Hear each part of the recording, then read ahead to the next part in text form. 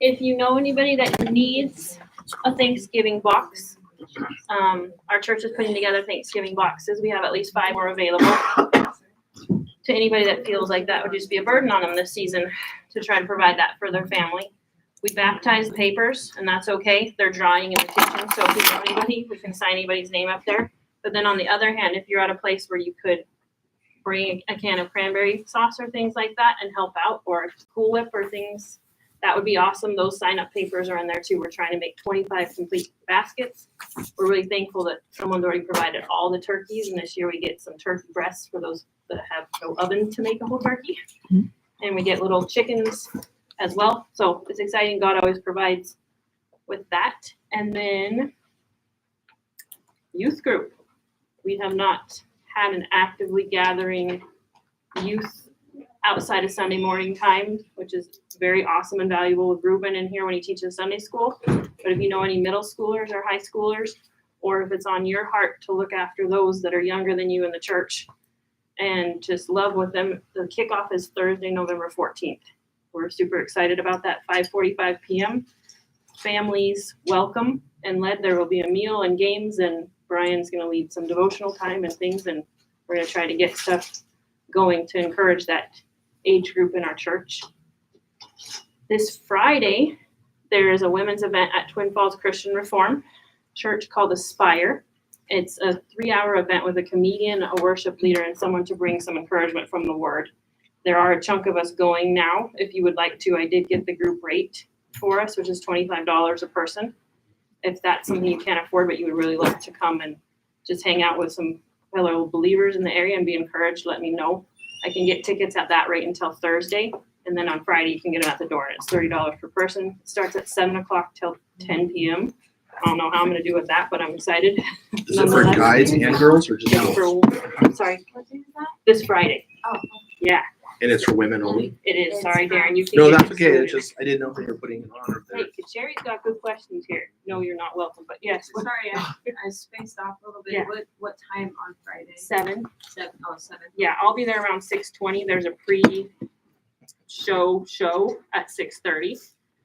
But I'd love to exchange numbers with you, Kateri, or whatever, if you ever want to hang out and want to know what's going on, and then you decide you can come. Yeah, I'll be there and I'll have tickets, and I'll get yeah. And it's at the Reform? At the Reformed Church. So that's the one across from the vegetable produce thing by the hospital off of Pole Line. Gotcha. So that's an exciting opportunity as well. Just And hang out. then, damn it. I can't keep track of my own thoughts in my head. And there's this peanut calorie here. How's it going? And then I don't remember anything else. So, yeah. Right? Are you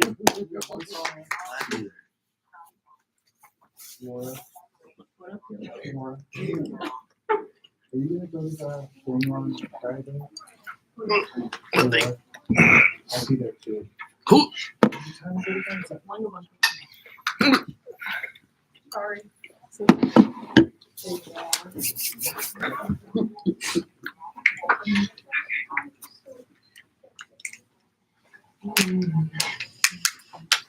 In case you wanted to pull it up on your phone, I'm going to sing Goodness of God.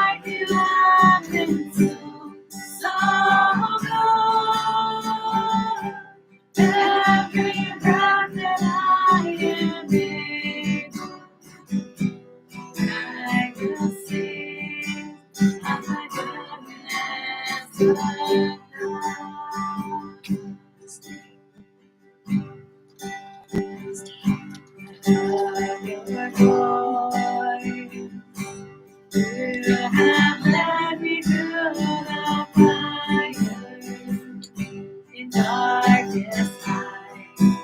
You are close like no other. Know you as a father, know you as a friend. I have lived in the goodness of God. All my life you have been faithful. All my life you have been so, so good. Every breath that I am able, I will sing of the goodness of God. Goodness is running after me. Your goodness is running after me. With my life laid down, I surrender now. I give you everything. Your goodness is running after me. Your goodness is running after me. Your goodness is running after me. My life laid down, I surrender now. Give you everything. Your goodness is running after me.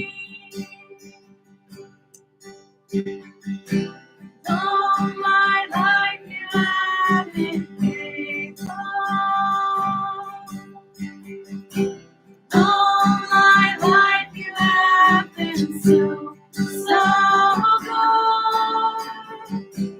Every breath that I am able, I will sing of the goodness of God. All my life you have been faithful. All my life you have been so, so good. Every breath that I am able, I will sing of the goodness of God. I will sing of the goodness of God. I will sing of the goodness of God. Yay. On board.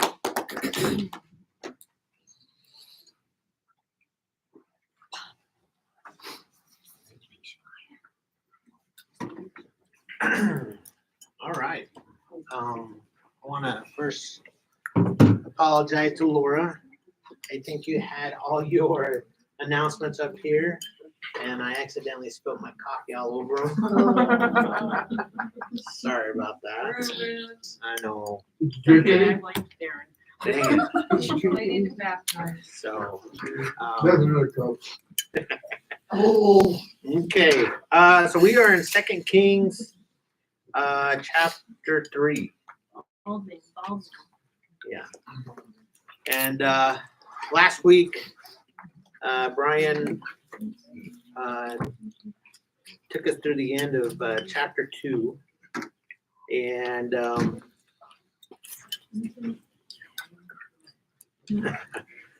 he talks about that group of young men who were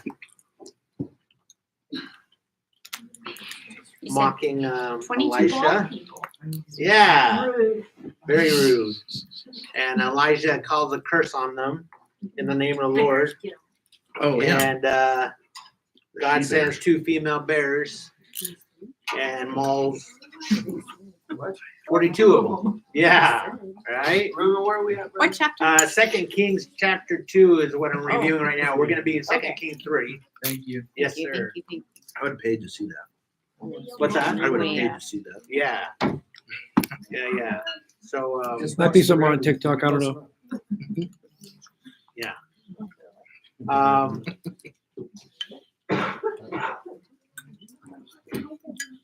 yeah, a lot of good stuff in chapter 2. We see Elijah ascending up to heaven and Elisha.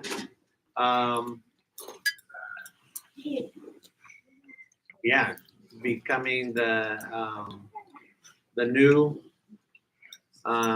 prophet of the Lord, and we see that he's able to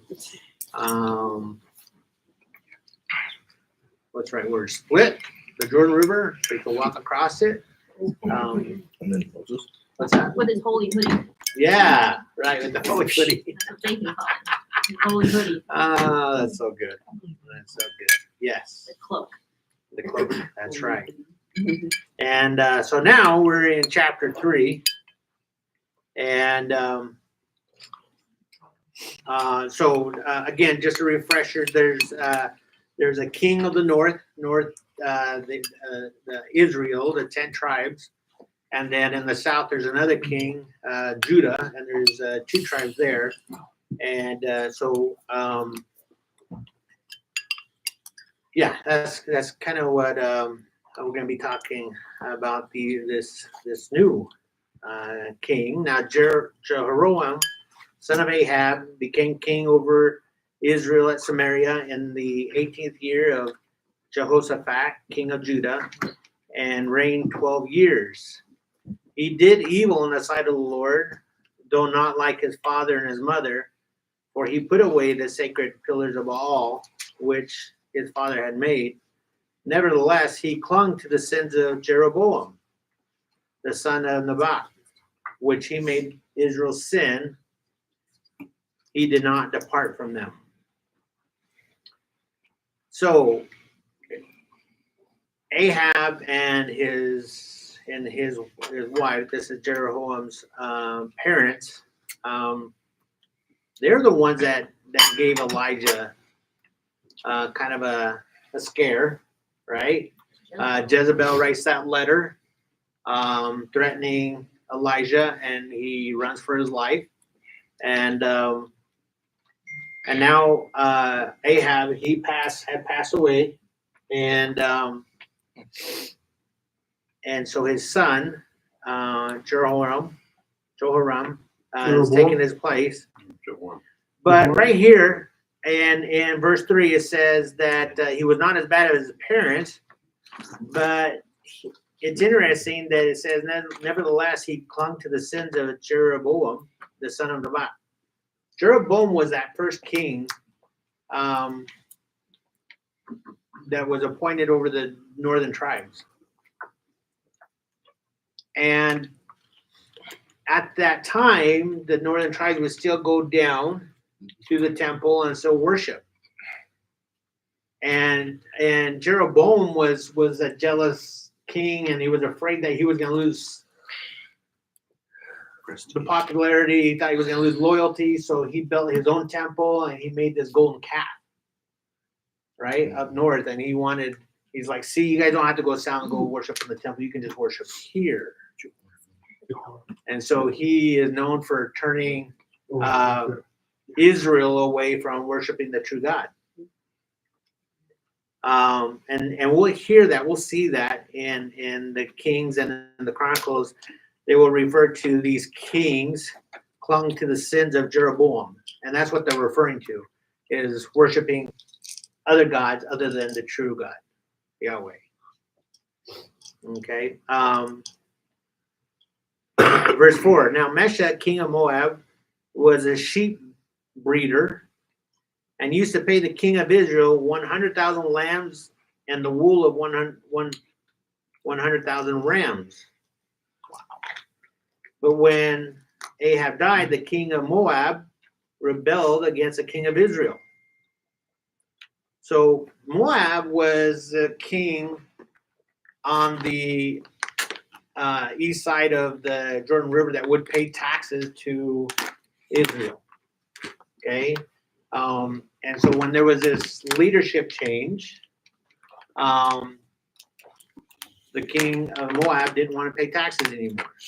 He's like, I don't want to do this anymore. So he rebelled. Okay.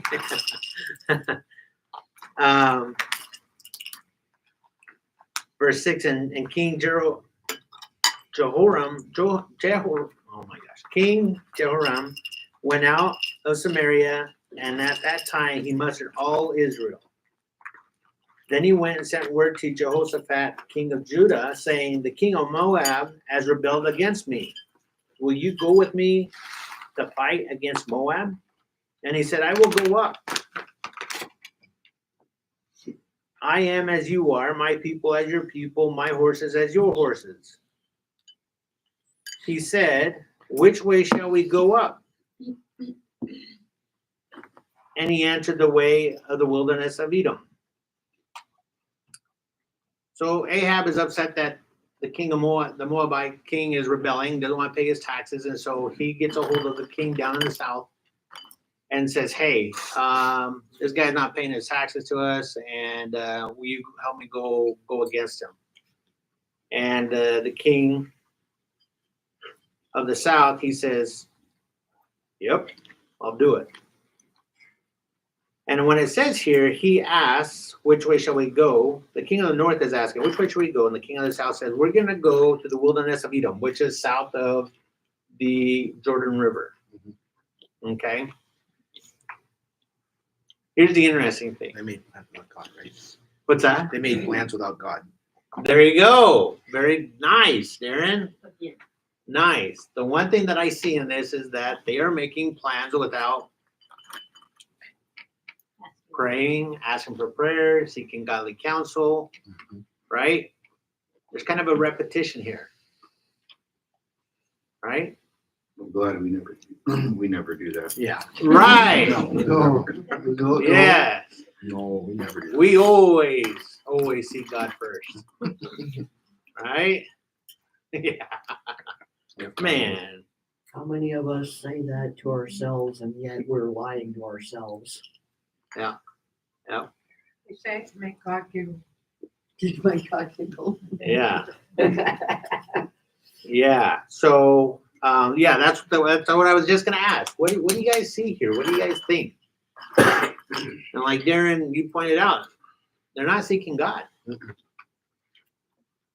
right? Well, You ever joined forces with anybody? And he kind of started off asking, and then he diverted because he's like, I don't remember the whole story, but didn't he ask for a godly man or something? And then he just, that was another instance. That's Oh. when they were fighting with the kings of the north. so Yeah. they started off kind of, and then they threw that out the window. And Yeah, that's how Ahab ended up dying, right? Okay. And so now this is another war. okay, I wasn't here last week. That Yeah. was like This very is another similar. war. Yeah, this is a war to the east of the Jordan River. Yes. Yeah. Before we move on, is there anything else that stands out to you guys? The other king agreed, like, right away. Without hesitation. Yeah. That's, I don't know Yeah. if that has anything to do with it, but Mhm. there wasn't no, like, persuading or like, Yeah. making a case for it. It was just like, okay, Yeah. sure. I don't know. That seems So weird. even though there's two kings of Israel, you got to understand they are still technically one nation, right? Technically they're related, right? Going back a couple generations, right? Mhm. They are the sons of who? Abraham, Isaac, and Jacob, Oh, right? I didn't know you were going that far back. Yeah. Right? Jacob. Mhm. Okay. So they may bicker. Jacob had 12 sons, and these are the 12 tribes of Israel. So they may bicker internally, but outside that, they're together. Yeah. Right. Right, and you could make the case that these kingdoms aren't joined together out of benevolence. maybe a little bit of it's like, yeah, sure, I'll help you and go to war, but it's not like going to war in and of itself doesn't have its own benefits. Like obviously, when you go to war and you're fighting a battle, you get plunder and you get something to gain. So this is also kind of like an investment in a matter of speaking. I mean, Yeah. So Yeah, historically, we know that the king of the south, the king of Judah, being, direct relatives of King David, they have this military experience and background. And I think that's the reason why Jeroboam asked, he asked, the king of Judah, hey, will you help me? And even asked him, even says, which way should we go? And the king of Judah says, we're going to go south. We're going to go through Edom. But yeah, that's probably the biggest thing I noticed. What you point out, Darren, is no one's praying here. No, we don't see anybody seeking godly counsel. Verse 9. So the king of Israel went with the king of Judah and the king of Edom. Now the king of Edom, this is where they're going through. They're going through the wilderness of Edom, and even though Edom is not a part of the 12 tribes of Israel, he is an alliance, right? They're one of the countries or nations, small nations that they, through David and his son, they kind of took over, and so now they're in an alliance. Okay, so the three kings, and the king of Edom, and they made a circuit of 7 days journey, and there was no water for the army or for the cattle that followed them. Then the king of Israel said, alas, like dang it, man, for the Lord has called these three kings to give them into the hand of Moab. But Jehoshaphat said, is there not a prophet of the Lord here, that we may inquire of the Lord by him? And one of the king of Israel's servants answered and said, Elisha, the son of Shaphat, is here, who used to pour water on the hands of Elijah. So it's interesting, right? Now they're asking, right? Now they're in a pickle, right? Who forgot the water? Oops. Right? Have you ever gone camping on a long trip? You're like, dang it, we didn't bring you food or whatever. It's like it's something really important, right? Toilet paper. Yeah, right. We didn't. Okay, but anyway, the wilderness. As what's that? Usually we forget pillows. Yeah, the wilderness of Edom, okay, is really a desert. I know it says wilderness, but it's very dry. It's a desert, okay, and instead of trying to cross the Jordan or go up north, where there's a little bit better resources, they actually decided to go south through Edom, and when they go, it says that they were on a 7-day journey. And there was no water. wow. Right? They're in a desert. They're not going to find any water. Yeah. Right? And then Jehoshaphat, being considered a godly man, unlike the king of the north, he says, is there not a prophet of the Lord here? I think it's interesting that he asked, because I would almost be like going on a journey, right? Going on this trip. And something difficulty comes up, and we're like, you know what? Who's got a Bible? You would think that'd be a number Right? one of your necessities. And my thought is like, yeah, Reuben, where is your Bible? Why didn't you bring it? Right? And that's kind of like what I see here with Jehoshaphat. He's like, where's this prophet? Okay. Exactly. He's with the water. Where is your prophet? He's You back left there with the home water. without your prophet. He's back there with the water. Right? Okay. And someone says Elisha, the son of Shaphat, is here. He's in the area. And it's actually a compliment. It says Elisha is the one who used to pour the hands on Elijah, meaning that he had this intimate, close relationship with Elijah. That's what it's referring to. They were close. And so Jehoshaphat, verse 12 said, the word of the Lord is with him. So the king of Israel and Jehoshaphat and the king of Edom went down to him, which is very different from when Ahab called for Elijah. Mhm. And he sent a general of 50 men and said, go get him. And they were toast. Right? You remember that story? Yeah. And he cooked them. Killed that 50. Right? So they sent another one. Another general of 50 men. And this time he was a little bit more cocky. He says, hey, come now. The king is calling. Mhm. Right? He was toast. He was toast too. Did anybody order barbecue?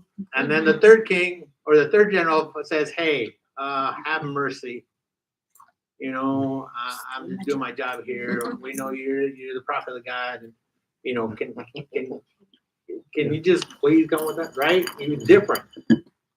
Different attitude. Okay. Well, what's interesting here is these kings are wise enough not to summon the prophet. They instead they go. Right? This time they go. So they went down to him. Verse 13. Now Elijah said to the king of Israel, right? He's the northern king. What do I have to do with you? In other words, what do you want? Go to the prophets of your father and to the prophets of your mother. And the king of Israel said to him, no, for the Lord has called these three kings together to give them into the hand of Moab. See, that king of the north kind of has, I kind of get a sense, he kind of has like a guilty conscience, right? He's like, I know I'm not on good terms with the Lord. And we would get three kings out in the desert, we're like, oh man, we're toast. Right? He's guilty. He has his guilty conscience, right? You guys ever experience that? Like something bad happens, you're like, oh my gosh, I didn't pray. Or whatever, right? I didn't make it to Wednesday night. Now look at my car, right? Whatever, right? We think like that, right? It's funny, but anyway, okay. So Elisha tells that king of Israel, "What do you want? Why don't you call on your own prophets of your mom and your dad? What do I have to do with you? What business do we have?" Verse 14, Elijah said, as the Lord of hosts lives, before whom I stand, were it not that I regard the presence of Jehoshaphat, the king of Judah, I would not look at you nor see you. And he's like, you're lucky Jehoshaphat's here. I know he's a godly man. He's not a perfect man, but I know he's a godly man. If it wasn't for him, I wouldn't even be looking at you. Right?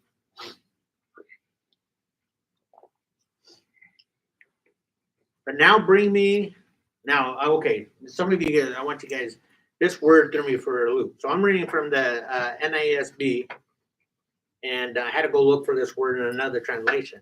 Okay, verse 15. It says, now bring me a minstrel.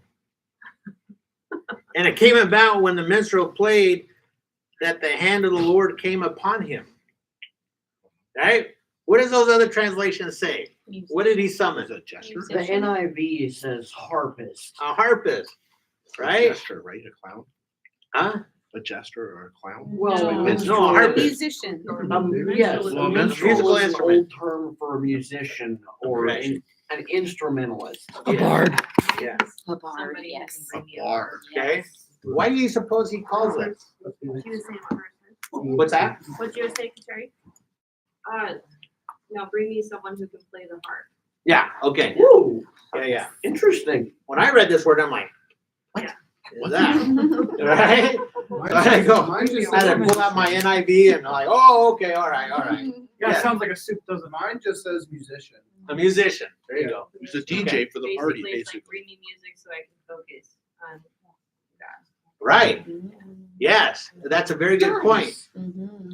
That's exactly what he did. Elijah says, you know what? I am so flustered right now with this king of the north, right? King of Israel, man.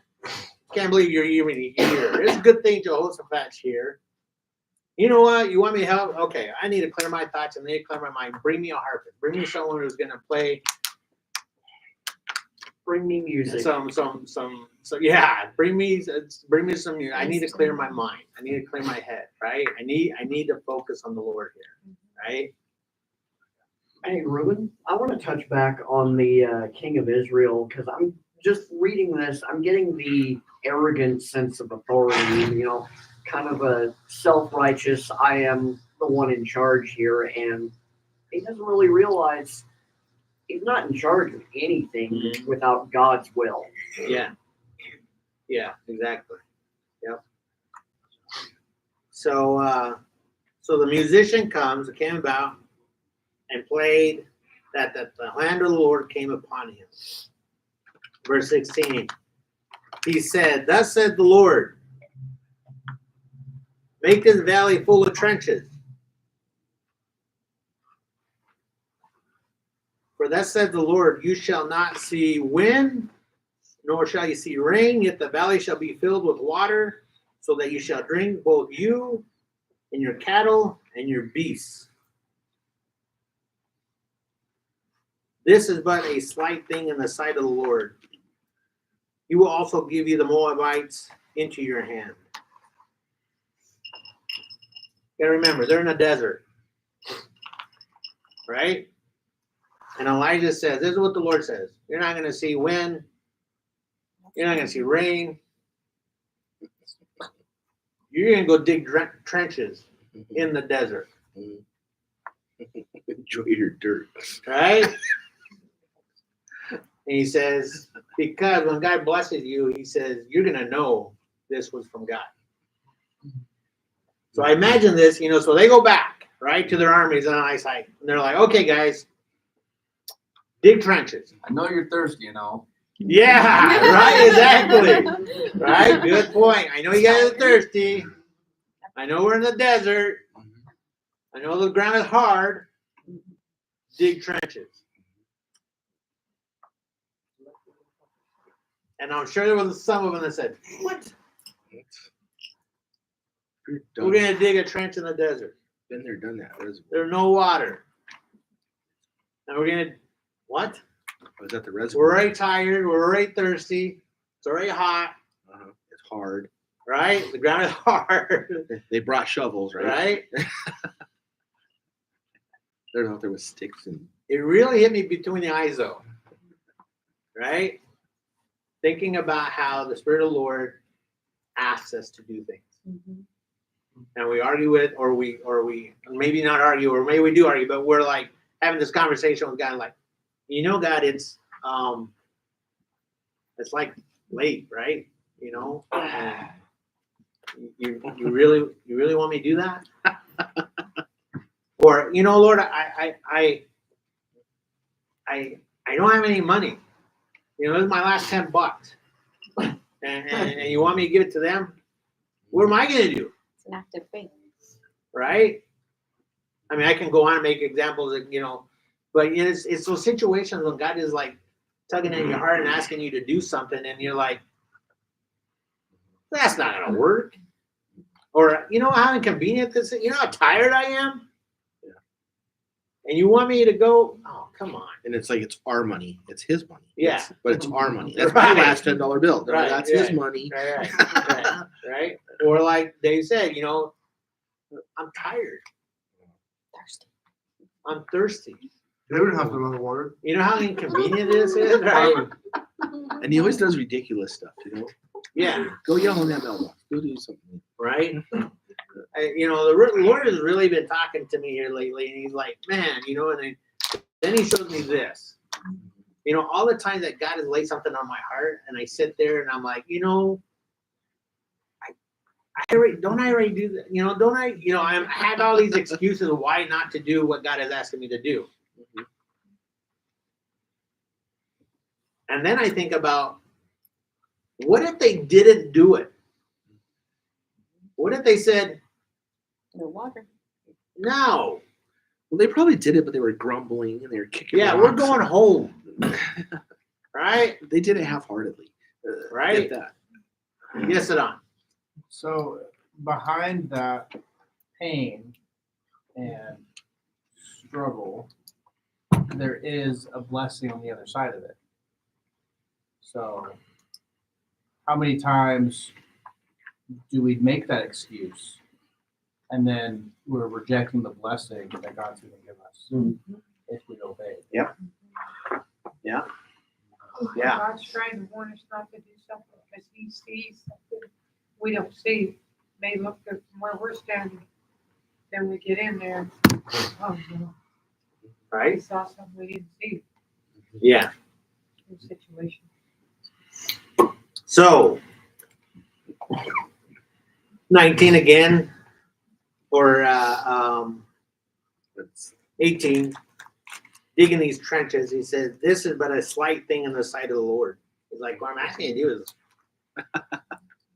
This is so simple. yeah, But if he just made it rain, they wouldn't have appreciated I it. thought when he said this is a slight thing in the sight of the world, I in the sight of the Lord, I assumed that meant this is a small miracle in comparison to what all of God can do. yeah, Yeah. This water thing is nothing, right? I need you to be obedient. I need you to have faith, right? In action. What's that? In faith in action. Yes. They have to do something too. Yes. But if he just made it rain, they wouldn't have appreciated it. They I wouldn't think have- I think wouldn't the have chanced. humiliating thing about also having to dig a trench is just the reality that if you didn't think that God was going to do it, you wouldn't have dug the trench. So now you pretty much committed that you're acknowledging that you're doing this by the power of God. Without the trench, if you just stood there and waited for it to rain, it would be really easy to pretend like it just happened to rain. But you actually have to work to see God working. Yep. To Very good your point. heart. Yeah. 18. Okay. This is but a slight thing in the sight of the Lord. He will also give the Moabites into your hand. Then you shall strike every fortified city and every choice city and fell every good tree and stop all springs of water and mar every good piece of land with stones. It happened in the morning about the time of offering the sacrifice that behold, the water came by the way of Edom, and the country was filled with water. Now all the Moabites heard that the kings had come up to fighting against them, and all who were able to put on armor and older were summoned and stood on the border. They rose early in the morning, and the sun shone on the water, and the Moabites saw the water opposite them as red as blood. Then they said, "This is the blood of the kings. They have surely fought together, and they have slain one another. Now therefore, Moab, to the spoil." So even the Moabites knew the area, and they said, "This is a desert," right? And so when they rode, they mustered all these able men, young and old, to go to battle against the three kings. That when they woke up early the next morning and they looked out opposite of them, they saw these trenches, these pools, right?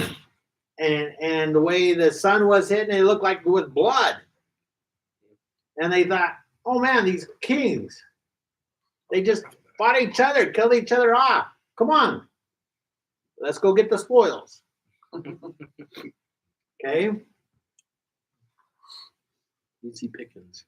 what's that? Easy pickings. Yeah, verse 24. But when they came to the camp of Israel, the Israelites arose and struck the Moabites so that they fled before them. And they went forward into the land, slaughtering the Moabites. Thus they destroyed the cities, and each one threw a stone on every piece of good land and filled it. So they stopped all the springs of the water and felled all the good trees until in Ker Hareseth only they left its stones. However, the slingers went about it and struck it. When the king of Moab saw that the battle was too fierce for him, he took with him 700 men who drew swords to break through to the king of Edom but they could not. Then he took his oldest son, who was to reign in his place, and offered him as a burnt offering on the wall. And there came a great wrath against Israel, and they departed from him and returned to their own land.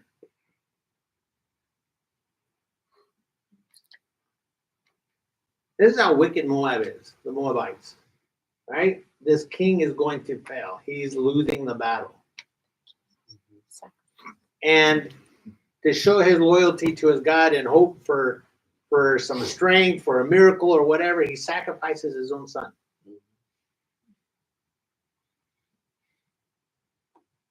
Some translations and commentators I read this said when Israel, when they saw this, they were so horrified that they said, yeah, let's go. We're done. One commentator said, let's go because can't defeat a people who's sick in the head. Right? And that's what he was saying. He's like, man, they were horrified by what they just saw. This king killed his own son. They don't need us. What's that? They don't need us to do it. They're doing Yeah. it. But before that, I thought it was interesting that they were told, you're going to go into these fields and throw rocks in their fields. Right? And it says they went and threw stones in the fields. They put stones, so many stones all over the fields that it was to keep the fields from being Productive, like so yeah, you like farm it? farm, right? Put all these stones out there, right? I mean, we drive all over the outskirts of, Twin Falls and Buell and File and everything, and you see all these fields and they have all these piles of rocks, right? Can you imagine the how upset the farmer would be if he walked by his field and all those rocks are everywhere in the field? He's like, what? We've got a rock garden going. You know how long and how many hours it takes to collect out those rocks, and now they're all scattered all over. Man, right? So it's interesting too that God came through, right? God kept his word. He said, dig these trenches, I will bless you with water. Right? And what'd you say, Sharice? Faith with action, right? Exactly. I sit there and think about how many times I've brought myself a blessing because I didn't want to take the action. I had what I thought was a good reason. Like, I'm not digging in the desert. That doesn't even make sense to me. I'm sure that's what they were saying too. Right? That doesn't even make sense to me. Come on. Really? I got other things I can do. Other places I can be. Dig in the, come on. Right?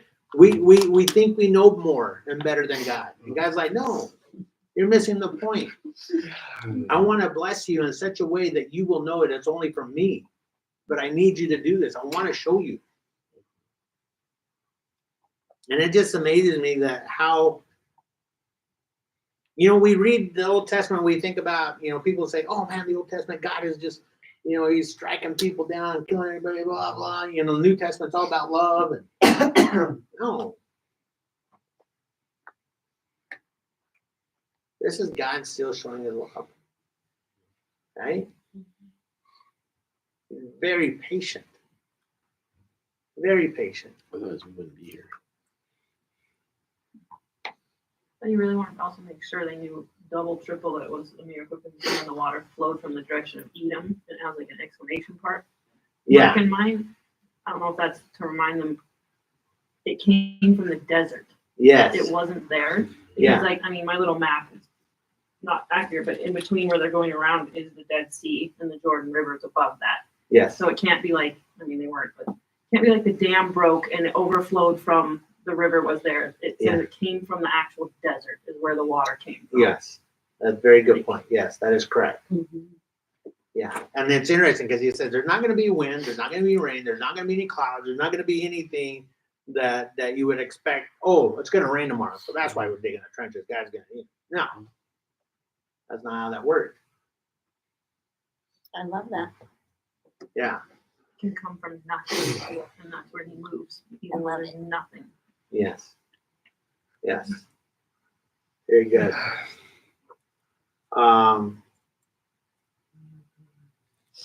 Yeah.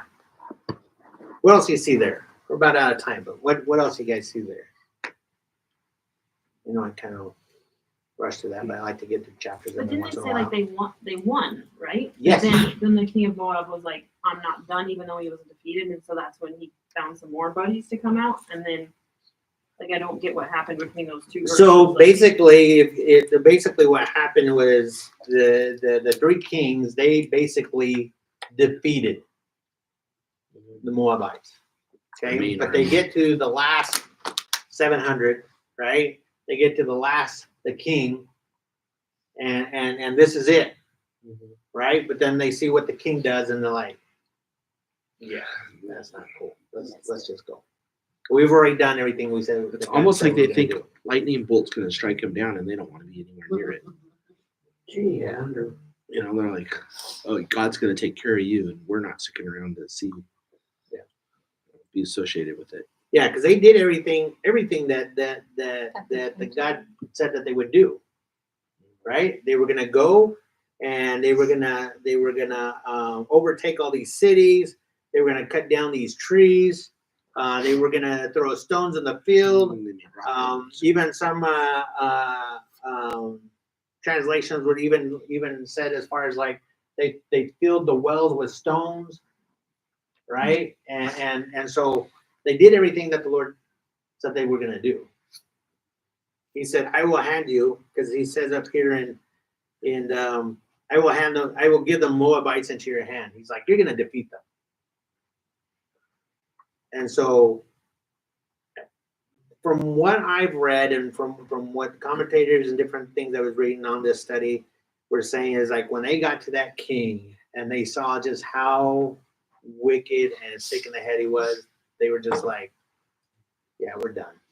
And also too, he kind of defeating himself because he's Yeah. taken what's most precious to him, his son, who would succeed to the throne. Yeah, So he killed his own son, who was going to be his successor. yeah, killed his And future. he said, "What future do you have as a kingdom when you do that?"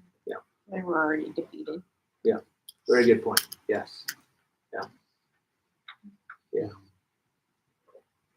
All right. Any other thoughts? I asked Gabby to finish with one song. Woohoo! Yeah. Okay. And then after she plays this last song, can I get a volunteer to close with some prayer? Do we need to put the chairs back too? Ah. Do we need to put the chairs We back? already did. Oh, you did? Okay. I didn't know that. Okay. Would you like to close with some prayer? Okay, sure. You got it? Sure. All right. So am I doing this after Gabby? After Gabby.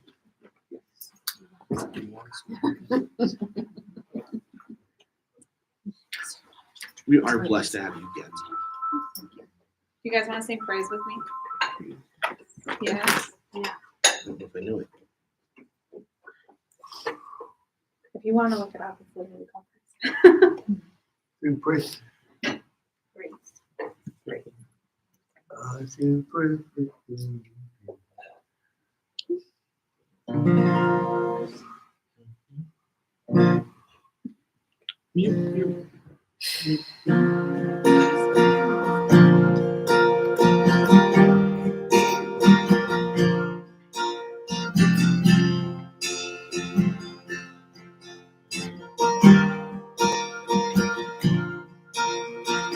Praise in the valley, praise on the mountain, praise when I'm sure, praise when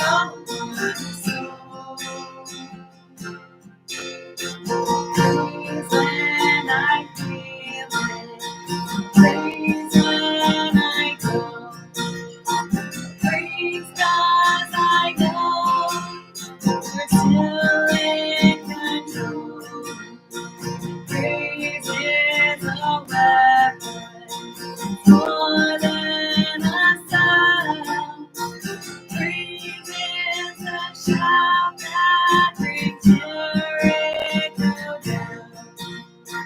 Long as I'm breathing, I'm gonna listen to praise the Lord of my soul.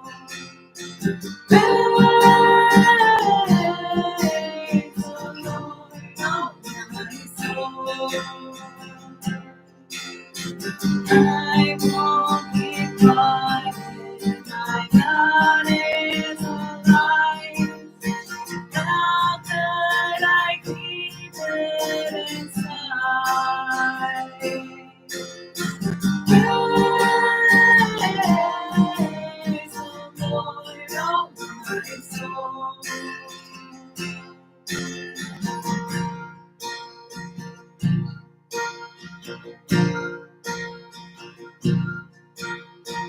Praise 'cause you're sovereign. Praise 'cause you reign. Praise 'cause you rose and defeated the grave. Praise 'cause you're faithful. Praise 'cause you're true. Praise 'cause there's nobody greater than you. Praise the Lord, oh my soul. Praise